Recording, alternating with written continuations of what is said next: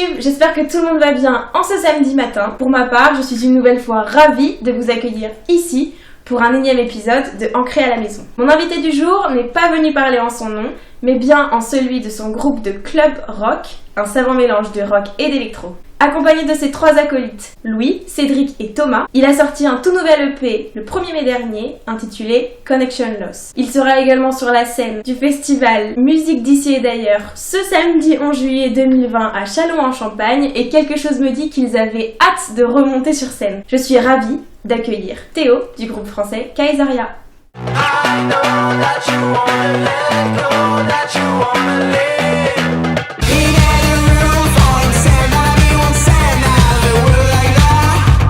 Forever young I try to start again, to write it to remind, or only to complain. I don't see you begin, because you wanna know only here but sometimes.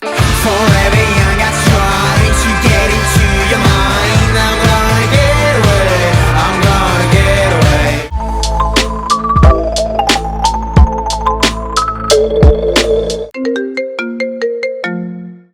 Commencer par nous faire une petite présentation de Kaisaria. Alors, ouais, bien sûr. Alors, Kaisaria, c'est un projet de 4 potes d'enfance. Et on est venu à Strasbourg, on a rencontré Cédric, on a monté ce projet-là. Et c'est un projet de ce qu'on appelle nous le club rock, donc c'est du rock électro. Comment vous en êtes arrivé à vous dire j'ai envie de mixer ces deux styles de musique qu'on pourrait penser un peu opposés? Parce qu'en fait, on a toujours eu une ADN hyper rock. C'est notre musique, tu vois, de prédilection. Puis avec le temps, moi, j'ai découvert entre autres beaucoup l'électro. J'ai pris autant de plaisir à aller dans des clubs qu'à aller voir des concerts. Et donc, je trouvais pas chaussure à mon pied, ni tout le groupe, d'un projet un peu hybride comme ça. Il y en a, je dis pas, mais il y avait pas ce que moi j'avais en tête.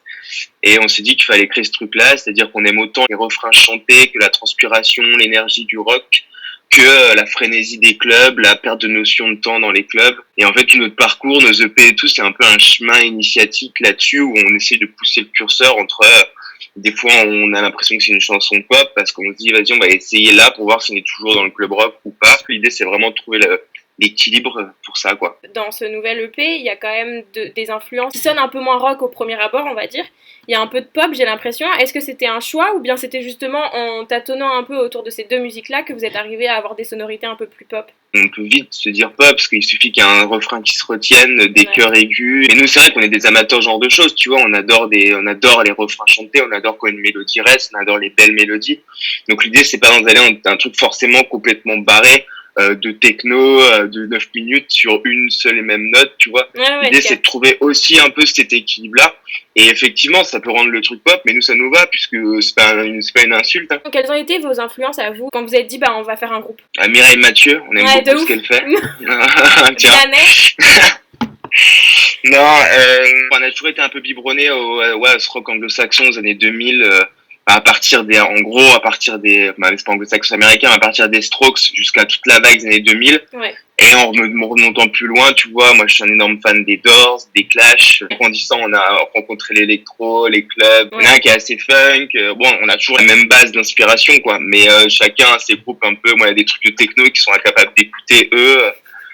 Il y en a qui vont aimer une chanson de Balavoine. Ouais, voilà. Oui. Le fait d'être 4, ça permet aussi d'avoir plein d'influences. Ouais, grave. Et c'est cool, parce que c'est que des vases communicants, quoi. Vous venez de sortir un nouvel EP, le 1er mai, c'est ça? Et si je ne me trompe pas, c'est le 3e? C'est ça. Voilà. Absolument. Bien joué, t'as vu? Bien suivi. Un peu. En gros, l'EP, il est sorti en mars en physique. Et là, en fait, le 1er mai, c'était la sortie numérique. C'était prévu comme ça avant le confinement? C'était prévu comme ça avant le confinement.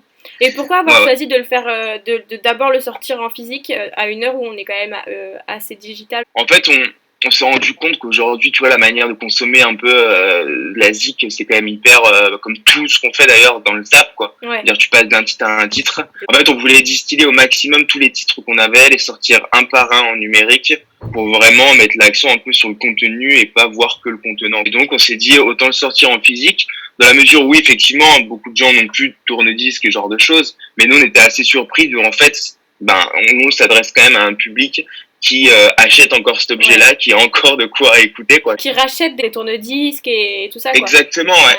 Exactement. Et donc on s'est dit autant faire ça, qui nous permettait nous de sortir des clips, de sortir des choses, de pouvoir aller sur des playlists en streaming. Ouais. Et d'un autre côté, d'avoir cet objet qu'on pouvait dédicacer, personnaliser. C'est quand même un peu plus sympa, tu vois. Et après, on le sortait effectivement en numérique parce que bon, qu'on vivrait avec son temps, tu vois. Et puis les gens, au final, il y a un rapport cool qui se met en place parce que du coup, nous, on répondait, on écrit des trucs, on envoie, les mecs reçoivent ça en Bretagne, dans le sud, ils nous envoient des photos, enfin, c'est chouette, quoi, tu vois. Est-ce que tu as l'impression que le confinement, ça a été un frein à la création ou bien ça t'a poussé à faire d'autres choses? C'était pas du tout un frein, au contraire. Parce que nous, on a l'habitude un peu de travailler déjà à distance, parce qu'on est tous un peu éparpillés, on travaille tous, on fait des prods, toi à droite, à gauche, et tout se concrétise en répète, parce que quand ça sonne, on va partir dessus, et après on va retravailler, etc., etc. Donc non, là-dessus, c'est pas un truc qui changeait. Tu vois, au début du confinement, on a fait des reprises, des Strokes, des Beatles et tout. Donc c'était cool de trouver d'autres formats, tu vois, à faire, quoi. Et t'as l'impression que la culture a repris un peu une place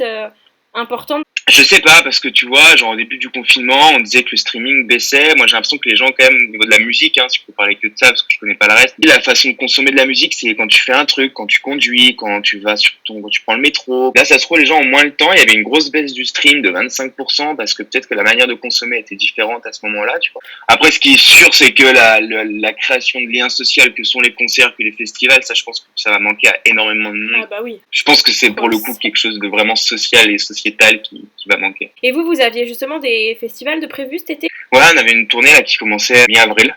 Donc tout est annulé, on devait passer par Nantes, enfin pas loin quoi, enfin dans l'ouest, tu vois, quoi. Pas loin. Non mais pour nous, tu sais, de l'autre côté, genre c'est tout est à côté. Hein. Oui. Bon, il y en a beaucoup qui sont annulés, beaucoup qui sont reportés aussi. Comment vous avez vécu, vous, le fait que ce soit annulé? Bah c'est un truc, tu vois, enfin comme pas artiste, tu sors un album, en fait c'est un prétexte pour aller le défendre sur scène quoi.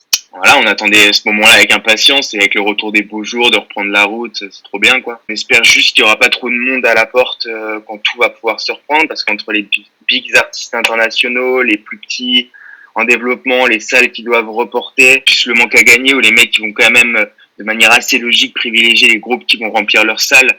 Ouais. Et donc les groupes plus petits comme nous, quand on va dans l'Ouest, tu vois, par exemple, on est personne. Comment tu veux justifier ça face à un mec déjà du coin ou à un artiste plus gros, quoi. Donc ça va être hyper compliqué. T'as l'impression qu'il y a un vrai truc Est-Ouest? East Coast, West Coast. Non, je déconne. Non, mais... non, je dis pas ça. Je dis juste que nous, on a fait plus de concerts, en fait. On a plus de concerts, plus de médias et tout dans l'Est. Ouais. De toute façon, pour tous les groupes émergents, t'as forcément une empreinte locale, tu vois, qui est plus forte, tu vois, voilà. Merci. Merci à toi, Tess. Merci pour ton temps. Salut. Ciao. What's up, Thérèse?